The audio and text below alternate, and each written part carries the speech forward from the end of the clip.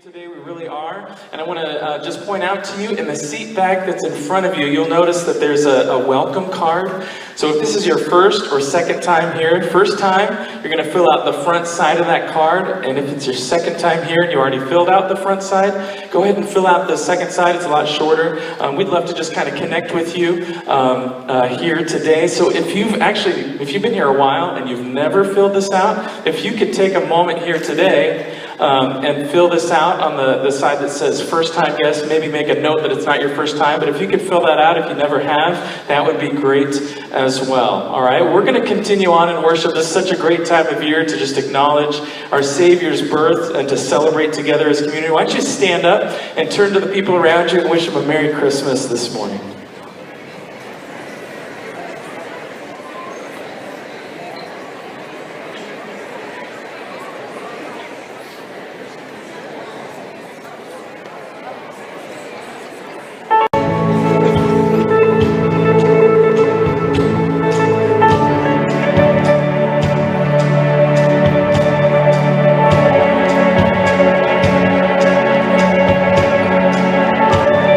Sing it out with me.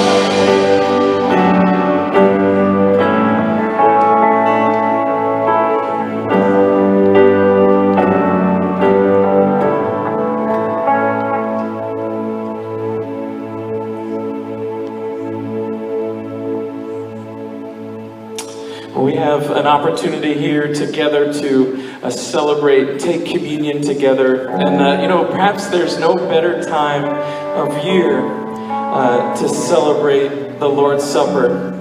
When you consider that we get to celebrate the birth of Christ, that God, His plan from the very beginning was to send His Son as the hope and the light of the world, that as a baby, He would grow into a man, the Son of God that would die on a cross for each and every one of us, and raised again to new life, offering us life forever with Him. And so this time of year, we celebrate a birth. We acknowledge a death and a resurrection. And we get to be so thankful for Emmanuel. Emmanuel, which means God with us, and not just in eternity, but God with us here today. Every moment, every breath we take is Emmanuel. God is with us.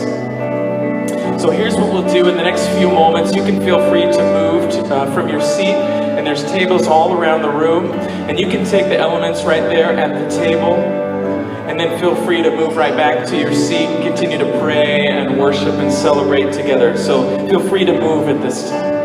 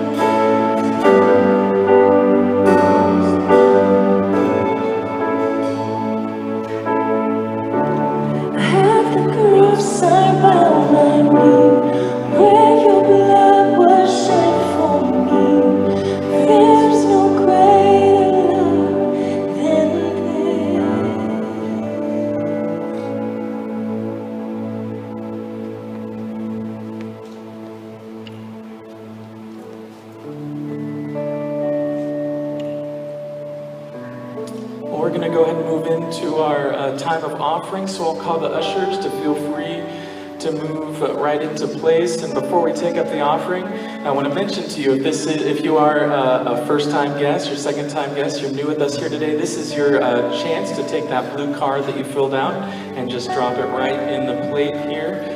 We just love to connect with you. Another thing, just to mention to all of you who are a regular part of the Casas community that regularly contribute to Casas, both in the ways that you serve and the ways that you give. I just want to say thank you. That, you know, there's a unique thing that happens when we all come together to give our gifts to God, and it's a great and beautiful thing to see the body of Christ that comes together to serve and to give so faithfully. So thank you for all that you do, so that God continues to work all around the world. Thank you. So ushers, feel free to pass the plates. Right, and we've got Christmas Eve coming up in a couple days. Who's excited? Let's hear it. I know that we are. You know, we have a lot of amazing things that are going to be happening on Christmas Eve that we're excited about, and I wanted to point out to you all that as you walk out today at the end of the service, you're going to notice that there's some invitations that are right at the doors on your way out. So I want to make sure that you can maybe grab a few of those, and maybe you've invited somebody already, and this is a good way to kind of drop by your neighbor's house or someone that you know, a family member, and just drop them this as a reminder and say, hey, here's all the information that you're going to need for this service. So make sure before you leave today on your way out to grab a couple invitations as you head out the door. Also want to mention to you, you know, we've kind of been letting on in the last month or so, the last 4 weeks, that there's a kind of a special element that's happening here at the end of the service. And so I'm gonna let the cat out of the bag, but only like halfway. Like the cat's gonna head out, we're gonna cinch it, so it's like only halfway out. So the cat's halfway out of the bag. Here's the deal, all right?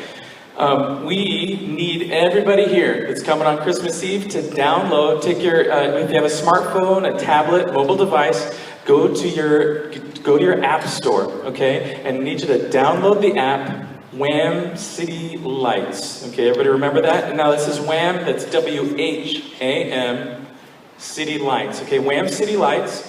And that's all I'm going to say about it, except this. When you download the app, all right, we need this for the end of the service. It's going to be amazing. Okay, so everybody's got to do it for it to really work the way it's supposed to. Once you download the app, here's the deal. Don't open it. Okay, we're going to give you a lot of information about it on Christmas Eve. Okay, so once you download the app, just let it sit there. Don't click to open it or anything like that, because there's a couple questions it's going to ask you, and we're going to talk everybody through that on Christmas Eve. Sound good? So make sure you download that app. It's going to be a lot of fun, all right? We're going to continue on in our service here, and Ryan is going to bring part 2 in our Joy to the World series. Joy to the world, the Lord is come. Let earth receive her King. Let every heart prepare him room, and let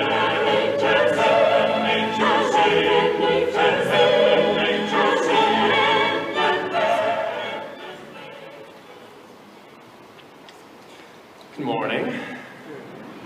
Man, I just learned that Andy's not a cat guy. Hide your cats from Andy, apparently. So, I'm so excited for Christmas Eve. I am. I'm really excited for the Christmas Eve service that is to come, to share in that with all of you. It's going to be a great time, and mostly because I love the fact that Christmas changes absolutely everything. You see, humanity, from as far back as we can see, as far back as, you know, we can look through history and our own lens, really, has always had this driving obsession to search, to reach for God. And we see this in ancient cultures where you have people that, you know, through sacrifice, through obedience, through creating religious systems, through building a giant tower as if to get to the very heavens, through all of these different means, it's as though humanity itself has just had this driving obsession to reach God, to reach out for him. And I kind of think it's because, you know, Genesis tells us we're made in the very image of God. We are the Imago Dei, and maybe there's just enough image in us that it leaves us with this longing to be complete. complete, to be whole. Maybe there's just enough of that to give us a hunger and thirst for the fullness of all that God truly is, and so we search. Paul, in the book of Acts, chapter 17, describes it this way. He's preaching in the city of Athens. Verse 26, he says, "And he," meaning God, "made from one man every nation of mankind to live on all the face of the earth, having determined allotted periods and the boundaries of their dwelling place." Verse 27, "that they," meaning us, meaning humanity, "that they should seek God in the hope that they might feel their way toward him and find him. Yet he is actually not far from each one of us, for in him we live and move and have our being." It's as though God is just close enough to make us hunger and thirst, and yet we feel our way, we search our way through life. It's as though every human being is hardwired with this drive to know the God of the universe. And I think it's because we think that if we could just reach far enough, if we could just search and actually with our very lives grab a hold of the God of the universe, that we would find purpose, that we would find meaning, that we would find life as it's meant to be lived, and even beyond that we'd be renewed. We'd be restored. That part of us that longs to be whole would finally be made whole. In some ways, it's as though we long to reach God, because if we can, it will be like coming home. And so we journey with our lives, and we reach, and we stretch, and we search for God, and yet we all have this inevitable experience where at some point in time we find ourselves stuck. Several years ago, I went hiking down in Sabino Canyon with a group of friends, and we climbed our way down into the middle of the canyon. And, we hiked around for a bit, that was great, and then all of a sudden everybody just wanted to hang out. And especially at that point in my life, but even now, I don't sit still real well, and so hanging out means boredom, and boredom means I need to find something to do, and trying to find something to do means it's going to be stupid or bad, or I shouldn't do it, because that's often where those kind of moments take you. And so I'm sitting down there bored, and I look up at this canyon wall that towers like 200 feet above me in the opposite direction, and I think to myself, man, that thing's really tall, and that looks really dangerous and crazy to climb. And it was as though in that moment, something inside me was like, challenge accepted, done, this is what's going to happen. But you know this, stupid always needs a friend. And so I looked, it's true, look back on your life, stupid always needs a friend. I look over to the person sitting next to me, and I'm just like, one of my buddies, I'm like, hey, let's climb that thing. And he says, no, I'm not going to do that, that's terribly unsafe. No, it's ridiculous, I'm not going to climb it. And so like any good friend would in that moment, I use a piece of information that I knew to my advantage. You see, he had kind of a crush on one of the girls that was with us, and so I immediately look at him and go, really, that scares you? I didn't realize you were such a pansy. And as if on cue, she starts to giggle.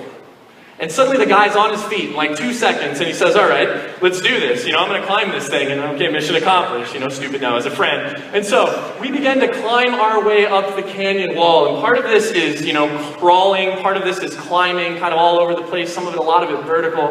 And we finally get to where we're 50 to 60 feet, up above the canyon floor. And I suddenly have a realization. I have no idea how to get down from here.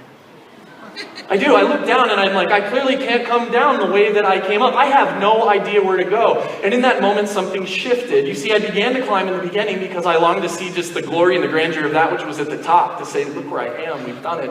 And at that moment, all that was lost, and it simply became about not, being battered on the trip down, not falling our way to the bottom. At that moment in time, the grand mission of this moment is ultimately not to die, really. And so we're stuck. We're there with our toes on a ledge, hugging this wall, not knowing where to go. And suddenly, across behind us is the opposite canyon wall. There's a trail atop it, and some people were hiking, and a man, by the grace of God, sees us in our predicament. And he stops and he yells, "What are you thinking?" Which is entirely helpful, and I was so appreciative of him in that moment. And I'm just sitting there, like, okay, we're stuck. And he yells back at us again, and he begins to help us. And he says, over on your left, if you just make your way like 20 feet over to your left, there's a ledge, and you can pause there. And then there's a really easy way down. And so he starts kind of trying to help guide us, pointing us that way. And I begin working my way, foothold to foothold, handhold to handhold along this, canyon wall, 50 to 60 feet in the air. And I grab that last hold, and I make my way to the ledge, and finally I'm safe, okay for the first time in that afternoon. But my friend, who I'd manipulated into coming with me, was quite a bit shorter than me, and his reach, didn't have the wingspan, so to speak, that I do. And so he was having a hard time reaching some of the same holds, some of the same footholds and things that I I was. And so he's really struggling, and he works his way over to where he's almost there. He's so close. And I finally tell him, like, there's just one more hold. If you can just reach out and grab this spot, you're there and we're good. And he's kind of freaked out. And he reaches out his hand and he can't quite grab it. I'm like, just a little further. And he reaches just a little further. And in that moment, the very ledge that his toes were gripping for dear life broke off. And 50 to 60 feet in the air, he begins to, he's going to fall. He's going to go tumbling down towards the ground. And I think this is what happens when you do bad things to your friends. This, oh man, it's over. And in a moment of panic, he reaches up, and there was this tiny shrub, this little bush-like thing, growing out of the canyon wall. I don't even know how it got there. Growing out of the canyon wall above him, and with both hands, he reaches up in an utter panic, and he grabs a hold of that shrub, and he begins yelling, help me, and he is freaking out, because we all would freak out in that moment. That's a good moment to freak out. And he finally comes to grips with where he's at, and he anchors the plant. Held. I think that's amazing. And he anchors his feet back into a hold on the canyon wall. And suddenly he's standing there clutching this plant with both of his feet there. And I go, okay, you just got to reach out and grab this one last thing. You're almost there. And so he extends his shaking hand about halfway out, and suddenly pulls it back in. And he says, no, I just can't do it. And in that moment, something happened. I don't know if you've ever been climbing with somebody where you've had this experience, but he had a total freak out moment where he pulls his hand back. He says, no, I can't. And suddenly it's like all of his muscles locked, and his arms begin to shake, and his legs are trembling, and he is just sitting there clinging for dear life to this tiny plant on the wall. And he could reach, but just not far enough. He could climb over, but just not high enough. It's like it was just beyond his ability to get there. And in that moment, he was stuck. You see, for me, for you, life becomes like a canyon wall that we set out to climb. And we journey forward, with excitement and enthusiasm initially because, in part just for the adventure that life is, just for the fullness that life has to offer, but ultimately because each and every one of us longs to encounter the God at the top in all of his fullness and all of his glory and all of his presence. And so we climb with our very lives, journeying upward, journeying forward, as if descending a ladder, climbing this, cliff, so to speak, this canyon wall, making our way, and eventually we come to the inevitable moment where we make a wrong choice. And we suddenly look around us and we don't know where to go. The way isn't as clear as it used to be. Or we encounter a moment of brokenness, whether it's something we've done or something done to us, and all of a sudden we realize there are some things you just can't quite climb down from. There are some things that stay with you. Or we develop a sense of inadequacy. Like we can reach, but just not far enough. And what happens is we get scared, and we begin grasping at anything in that moment, right there in front of us, that will hold us with great certainty. And so we grasp at that, and we find ourselves frozen, stuck on the canyon wall that is our lives. And we still long for God, and yet in this moment, we just have nowhere to go, nowhere to climb. We are stuck. That's where some of you are today. Some of you today, here in this place, that's where you are. You're stuck. Because you've made choices that have led you to this point, and now you just simply don't know where to go. And you long for God, but you just can't reach him. Some of you, because the brokenness done to you, or the brokenness that you've created, it's with you, and you realize you can't just climb down from this. It's like it follows you, and you feel trapped, paralyzed by it. Others of us, we feel inadequate because despite how many times we have tried to reach, how many times we've extended our hand, it's never truly far enough. And so we end up just standing in this moment, clenching the wall that is our lives, and we are stuck. And what I want to tell you here this morning is that no matter how stuck you think you are, no matter how broken you think your life has become, no matter how large your decisions and your mistakes that you have made, there is absolutely no one that is so stuck that they're beyond the reach of God. Because the Christmas story declares this.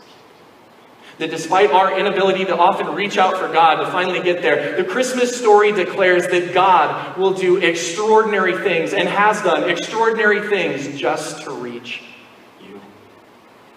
Just to meet you right where you're at. The Gospels are filled with people just like me, just like you. They're filled with people that set out on this journey, on this climb, and inevitably find themselves stuck. In John chapter 4, we encounter a woman who goes to a well at the middle of the day. She's there to draw water.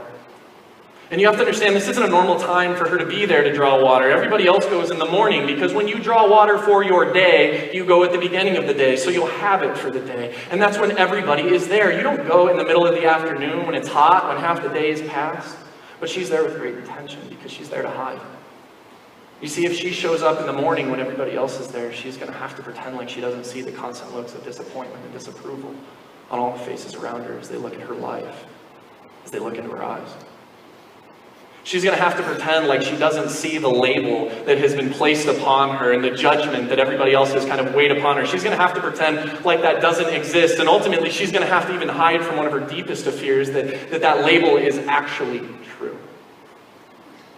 She's going to have to pretend like she doesn't hear the flurry of gossip that is circling all around her as people notice her, see her, talk about her. And so she goes to the well in the middle of the afternoon to hide. And this woman longs for God. Just like me, just like you, but you gotta understand, she is stuck. Because she's too ashamed to be valued, even by God. There's a man in John chapter 3, his name is Nicodemus. He encounters God, or Jesus actually, at one moment in time, and it changes everything for him. But before this, he finds himself in this spot where he's in this religious system that he can't quite figure out like where to go with. You see, he's an upstanding man. He's a guy that people respect, that people admire, that people are all looking to. He becomes a Pharisee. He's a part of this movement, this religious sect that everybody would have looked at and said, how pious, how noble. These are the men, these are the people who truly know God. You see, he's devoted his life to memorizing the scriptures. He's devoted his life to memorizing the Bible, and he prays on a regular basis, and he attends synagogue, and he does all of these things. And each step he takes towards greater certainty in his religion, each step he takes towards knowing God and on a quote-unquote deeper level, there's a part of himself that likes it because it gives him great certainty, and people applaud him, and yet deep in his soul, there's a part of him that knows that something's missing. Deep in his soul, it's as though every step towards the certainty that religion has offered him, he finds himself wondering when the moment comes that he truly encounters God. And he longs to reach for God, but you see, he's so stuck. He's too right to be wrong. He's too distracted by the certainty of religion to encounter the mystery of God. In Luke chapter 23, there's a man who's made decisions he never thought he'd make. He never dreamed he'd end up this way when he was a little kid, dreaming about that question, what do you want to be when you grow up? And yet he's made decisions and he's done things that he can't take back. And it's all kind of caught up with him. And finally, he's become a criminal. And he's been caught, and he has been convicted, tried, he's been sentenced. And now he's paying the ultimate price. It's going to cost him his life. And so they beat him within an inch of his life, and they lay him down upon a giant wooden cross, and they drive nails through his hands and his feet, and then they stand this cross up. It's like a monument to the culture, to the society around him, that this is what happens to a man who's gone too far. This is what happens when you get to a spot of which there is no rescue. And he hangs from this cross, struggling to breathe because of the position that he's stuck in, slowly waiting to die. You know what the hard part about all this is? The thing that's going through his head is, I deserve this. And he still, even in that moment, longs for God. But you see, he is a man who's stuck. Because he's gone too far to come back. In Matthew chapter 4, we see two pairs of brothers who all share the same occupation. They're all fishermen. And while that sounds well and good, you have to understand that in this society, these are the guys that nobody pays any attention to. They're kind of the bottom rung of the ladder. And so, they're just well-to-do. Nobody looks at them. They're not celebrities. They're not, scholars. They're not religious people. They're not military. They're not government. They're nobodies. And so nobody ever really chooses them. In fact, the whole notion of they're barely even educated. Really, they've been living most of their life just trying to work hard, trying to get by, and do what they need to do to survive. And that's really the life that they're stuck in. That's the life that they live. And they long for God, but you have to understand, in this culture, they're the kind of people that God doesn't really want to be friends with, that God never seems to hang out with. He's always with the scholars. He's always with the religious elite, with the pious, with those type people, not with them. And so they go throughout their lives, and they still long for God, but they're stuck. You see, they're too average to be chosen, too inadequate to be seen. And then we get to Luke chapter 8. And we encounter a woman who quite literally exists on the very fringes of society. You see, for the last 10 years, she's had an ailment where she has bleeding. She can't stop. And she's spent her life savings and given everything she has to physicians and doctors, hoping to be fixed, hoping that somebody can finally heal her of this, this thing that she's dealing with, and nobody can. She goes time after time, and nobody has an answer. Nothing ever comes of this, and she finally finds herself in a spot where nobody can help her, and she has nothing left to offer or to give, and she realizes she is beyond healing. She is broken. And the particular ailment that she had makes her spiritually unclean in the culture she lives in. And it was believed that if somebody were to come up and even kind of touch her, if she were to brush shoulders with somebody and encounter them, that uncleanliness would actually rub off. And so lest she curse somebody else, she is now forced, when she walks around society in the public sphere, amidst her culture, she's forced to do this. As she walks, she yells out loud, "Unclean, unclean, unclean."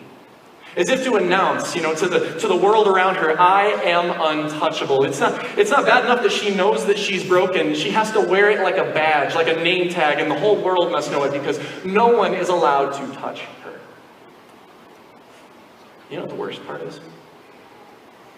It's not just that no human being is allowed to touch her. You see, she's spiritually unclean. Which means not even God can touch her. And so she is stuck. She longs to know God. And yet she's too broken to be made new, even by God. You see, the Gospels are filled with people just like you, just like me. And the reason I didn't read through these, line by line, verse by verse, and unpack them is because I want you to see them as real people with real issues. These aren't quaint stories. They struggle with the exact same things that we have. And just like you, just like me, inevitably they find themselves reaching out for the God of the universe, but it's never quite far enough. They find themselves trying to climb the wall that is this life, but never getting high enough, and eventually circumstance in life occurs where they get stuck. And it's so significant because you and we find ourselves stuck in the exact same things. Some of us in this room, we're too ashamed to be valued, even by God, and we reach for Him, but we can't get there because we are stuck. Some of us in this room, we have gotten entrenched in religion, and now we've become so captured by the certainty of our religion that we miss the very mystery of God. We have become too right to be wrong, and we feel stuck. Can't get out. Some of us find ourselves in a place where the decisions that we've made have stacked up, and we just can't overcome that. And now we're paying penance for it. We are too far gone to ever come back, and we are stuck. Some of us, it's not the choices we've made or the things we've done. It's just that we are inadequate. We are too average. We're not the kind of people that God pays an ounce of attention to or that God wants to do anything with. And so we are stuck in this spot because, frankly, we are just too inadequate, too average to be chosen. And others of us, we're broken. We've tried, but we're just too broken to be made new, even by God. So we find ourselves, much like these people, stuck. And this morning, what I want to tell you is that Christmas changes all of that. This morning, what I want to tell you is that Christmas changes everything. That what happened that night long ago in Bethlehem is more than just the birth of a child. What happened that night was as though God declared with one loud voice that no one is too stuck to be reached, that no one is beyond the grasp of God. And that what He declares in Jesus with that baby in a manger and all of the beauty that moment was this, that it doesn't matter how far you can reach, and it doesn't matter how high you can climb, and whether you can ever truly get there or not. It doesn't matter how stuck you are, because God will do the unfathomable. He will do the extraordinary to reach you. And He's done it, and His name is Jesus, and they called Him Emmanuel, God with us. If you read in John chapter 1, verse 1, it says this: in the beginning was the Word, and the Word was with God, and the Word was God. And then verse 14, and the Word became flesh and dwelt among us, and we have seen His glory. We have seen Him. Glory as of the only Son from the Father, full of grace and truth, full of everything that we long for. That God, despite the fact that we try to climb and can never quite get there, reached down into the midst of our very existence, clothed himself in humanity and said, I am willing to reach you. And his name's going to be Jesus, and he's going to walk like you, and he's going to talk like you, and he's going to experience the various things that you experience, so that you might know that one, you're not alone, that I'm with you, but two, that you might see me, that you might know me, that you might find your way home. That's the Christmas story. It's more than animals in a stable. It's more than a manger. It's more than, a starry night and singing angels. Oh, it's that, but it's way more than that. It is everything. It's Jesus, and Jesus changed everything. Because in John chapter 4, Jesus shows up in the middle of the day to a well where a woman is trying to hide. And he walks up to her and he asks her for a drink of water. And she looks at him and says, why would you ask me for a drink of water? Why would you talk to me? Why would you see me? Why are you not looking with your disapproval and your judgment and your labels like everybody else does? Why would you ask me for water? And Jesus turns to her and says, truly, if you had asked me for water, I would have given you living water in such a way that you would never thirst again. And Jesus looks at this woman and says, I have sought you out. I came to see you in the middle of the day. I came to reach you, and I want to answer the deepest thirst in your life, the thing that you are the thirstiest for in the very depths of your soul. Here I am. And Jesus reaches into her existence and changes her very world. You see, this is a woman who is too ashamed to be valued, and Jesus declares her worthy. Is that you? Are you the person in this room that knows what it's like to have made mistakes, that you have been constantly judged for, that you have been looked down upon, that you have been labeled, where when you walk into a room, there are eyes upon you, and the biggest fear in your heart is that it might actually be true? Are you the person in this room that's been forced to hide because you're unreachable? Because you're just too ashamed to be valued? What I want to tell you is that we live on this side of the Christmas story. What I want to tell you today with a deep sense of honesty is this: Merry Christmas. In the truest sense of the word, because Jesus is here, because he has sought you out, showed up into the midst of your life, and in that moment chooses you and declares you worthy. When God looks at you, he sees Jesus. And he wants to know you. You don't have to reach, you don't have to hide. He's reached you. Will you rest in that? Because I want to wish you a Merry Christmas. And in John chapter 3, Jesus goes walking by at some point, and Nicodemus sees him and encounters him, and ultimately it pulls Nicodemus out of all of the disillusionment of his religion and all the things he was striving for and all the stuff that it couldn't measure up to. And he says there's something different about this, so much so that in John 3 he goes to Jesus in the middle of the night, knocks on the door. Jesus opens it and he says, surely only a man of God, Jesus, can do the things that you do. And he goes, so what is it? And Jesus looks at him and says, it's simple. You just have to be born again. And Nicodemus just looks at him just like you and I would, with confusion on our faces. What are you talking about? That's impossible. Start over. Change your paradigm for life. Be born again. Do something anew. And Nicodemus says, how? What does this mean? I don't know what to do. And it's from this moment that we find that most beautiful of passages that almost every person in this room has heard, as Jesus says, start here. For God so loved the world that he gave his only Son, that whoever believes in him might not perish but have eternal life. You don't have to climb a ladder that is the rules and regulations of religion, striving for certainty, never getting high enough, Nicodemus. Because I've already come here to reach you. Believe. Come with me. I want to ask you, is that you? Are you the person who is clinging to the religious system, and sometimes it's even Christianity, and you fought your way through this, and yet there's this deep thing inside of you that truly longs to experience God, and you feel like a part of you is missing, but you just keep trying to do the right thing, trying to do the right thing, trying to do the right thing, and it never quite takes you there. Because you're too right to be wrong. You're too stuck in the certainty of your religion to encounter the grand mystery of God. What I want to tell you from the bottom of my heart is Merry Christmas. Because Jesus has entered this world to reach you. You don't have to climb a ladder and you don't have to cling to the world. He is right to the rules. He is right here in our midst. And all you have to do is just step into that. In the fullness of who God is, that's what Christmas is about. That Jesus is here and you might gaze upon his face and just say, I want to stay in this moment forever. And Jesus says, fine, because surely I will be with you even unto the end of the age. I'm not going anywhere. May you find home this Christmas. You know, Jesus in Luke chapter 23 is hanging upon a cross at the end of his life. And next to him is this man who's made these terrible choices. And he's become a criminal, and he's become a thief, and he's done the things that he can't take back, and now he's slowly dying. And Jesus hangs there next to him, and in that moment, that man looks at Jesus and says this, Jesus, will you remember me when you come into your kingdom today?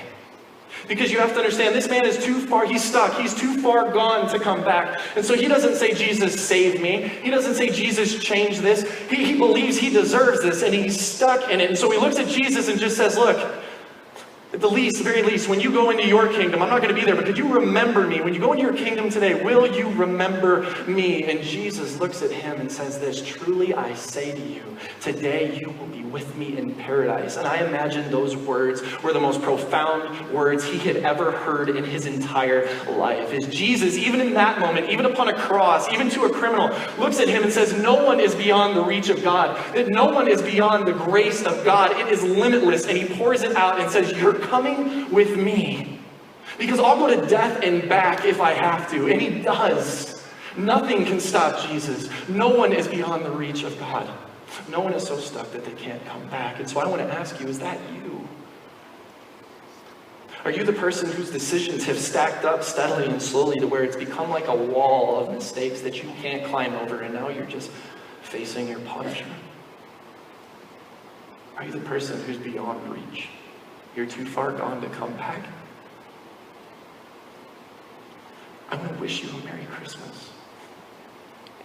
From the deepest sense of the word, because Jesus has entered even your sphere of existence. Jesus has reached all the way into this world. God, in the fullness of who he is, reaches into this world with Jesus and declares there is hope, even in that moment, even seconds and minutes, hours, whatever, from death, even when you've gone too far to come back, when all of life has sentenced you. No one is too far gone. And I want to declare to you that that truth is true in your life, and that Jesus has reached you. And will you take hold of him? Will you rest in that? Will you find your way home? Because I want to wish you a Merry Christmas. And Jesus shows up in Matthew chapter 4. Encounters a series of brothers, two pairs of brothers who are these fishermen that are the people nobody ever chooses. They're too average to be chosen. They're stuck. And he walks up to them and they don't get a chance to say a word. They don't get a chance to do anything. It's not based on their merit. It's not based on their accomplishment or anything else. Jesus simply walks straight up to them and he says, hello, come and follow me and I will make you fishers of men. As if to declare, come and follow me. Come walk with me. Come live with me. I choose you. I see you and I want to walk life with you. And beyond that, don't settle for the defeated life. Don't settle for the life that everybody's forced you to live, but live out of the fullness of all that I have created you to be. Join me. And these two guys drop their stuff and they turn and they follow Jesus and they become the first disciples in a movement that ultimately changes the face of the entire world. And they're just average Joes. And nothing is average for God. There's no such thing. And I want to ask you, is that you? Your life's not filled with mistakes, but you're the person in this room that you feel, why would God choose me? Nothing special about me. I'm just trying to get by and do what I need to. And why would God ever choose me? And so you reach, but it's never far enough. I want to ask, is that you? Because if that's you, there's a part of you that's looking as like you're some kind of cosmic mistake. It's just like making your way in this world. You live, you die, and that's how life goes. But what I want to tell you, God created you. And he made you in his image. And that God doesn't make mistakes. God makes masterpieces, that all of creation, all around us, is proclaiming the beauty and the glory of God. And so are you. Each and every one of you are beautiful. And there's an innateness, an image of God that exists in you that dies to get out, that wants to live in its fullness, that wants to reach for God. And I want to tell you, you don't even have to reach, because they didn't even know he was coming. And Jesus looks at them and says, come and follow me. I choose you. There is no one in this room who's too average for God, because God takes us in whatever ordinariness we believe about ourselves, and he displays himself extraordinary. And I want to wish you a Merry Christmas in the deepest sense of the word. This Christmas, may you find the full life. May you finally find your way home. And in Luke chapter 8, Jesus is walking through a crowd of people on his way to heal a man's son. And the crowd presses in on all sides around him as he's journeying his way forward. And he passes by the area where this woman who'd been suffering for the last 10 years, bleeding, sees him. And in that moment, she sees her hope. In that moment, she sees something so different about Jesus, so much so that she's willing to break every rule on the planet. And she begins fighting her way through the crowd. The woman that's supposed to yell unclean, the woman that no one's supposed to touch, begins fighting her way through the crowd. Because if she could just reach Jesus, if she could just get there, maybe then there's an answer. Maybe then something will change. And she fights her way through, and she can't get close enough. And with one last-ditch effort, she reaches out her hand, and it's still not enough. And all she can do is touch the very edge of his cloak.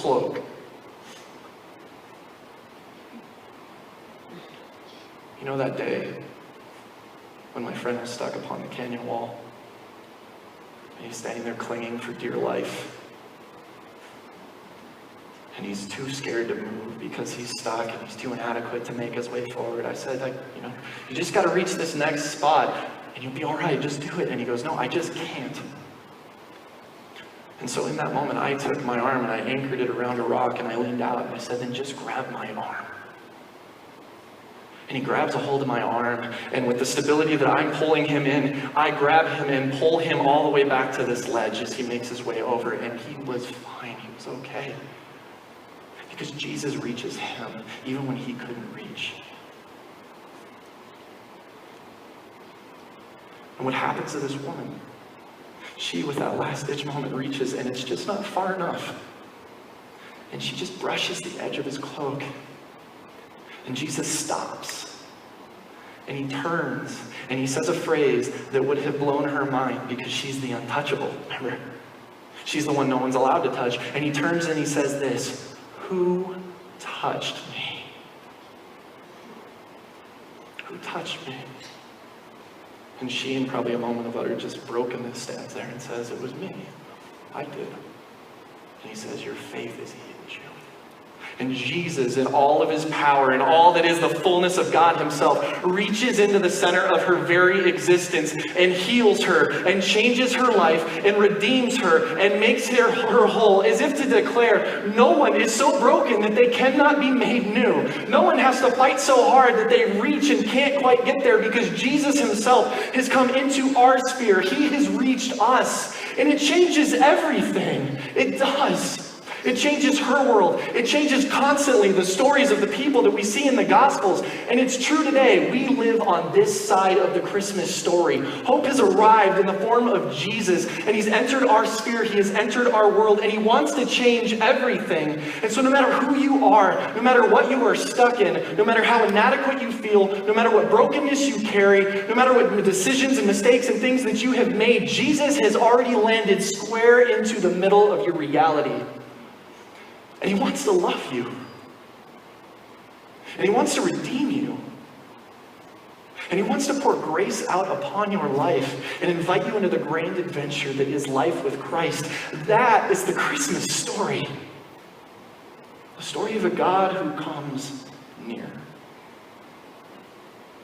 they laid him in a manger. And they called him Emmanuel, God with us.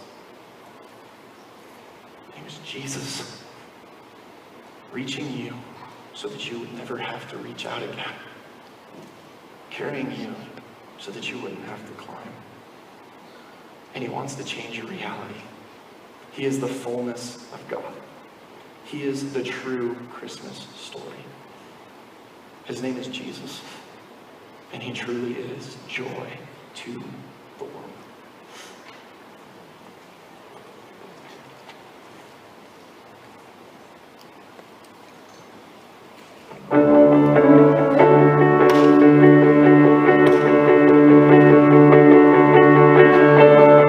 Would you all stay together? We're going to sing Joy to the World.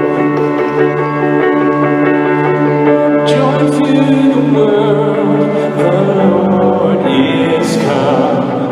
Let earth receive her King. Let every heart prepare him room. And heaven and nature sing. And heaven and nature sing. And heaven and nature sing.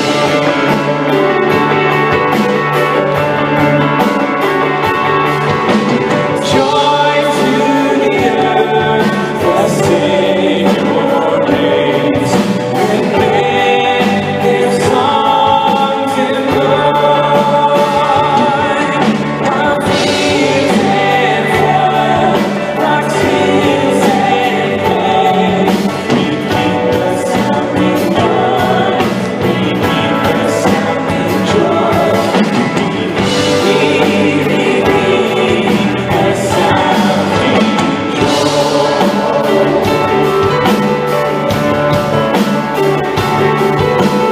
No more let sin and sorrow grow, nor thorns infest the ground. He comes to make his blessings flow, far as the curse is found, far as the curse is found, far as the curse is